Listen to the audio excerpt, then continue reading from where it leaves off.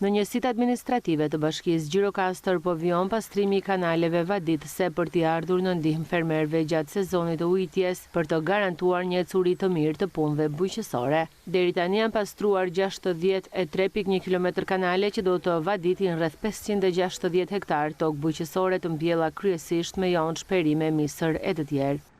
Aktualisht janë pastruar 63.1 kilometër kanale vaditës. Jemi duke vijuar punën në njësinë administrative CEPA atje ku dhe sot jemi këtu. Jemi në limitet e fundësisht thash dhe gjithçka e kemi në kontroll, edhe pse kemi dhe paksa për të korrigjuar në disa njësi të tjera siç është ajo e Lunxhërisë edhe ajo e Antigones. Më shumë se 560 hektar tokë është aktualisht nën kontrollin ton për të vazhduar sezonin e vaditjes. Pjesën më të madhe të kulturave që dominojnë në këtë sezon që janë të etur për ujë janë yonxha, janë perimet, gjithashtu misi që ka filluar tashmë. Këtu në Gjirokastër ka filluar intensivisht mbjellja e misit pasi kërkesat për këtë kulturë janë rritur, është lajthia, rush.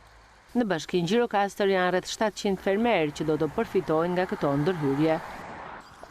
Më shumë se 687 fermerë janë të angazhuar me kultivimin e kulturave të ndryshme, të cilët janë tashmë në fillimin e sezonit për të mbaruar dhe për të përfunduar me sukses një sezon vaditje për të cilin jemi përkushtuar për më shumë se 2 muajsh.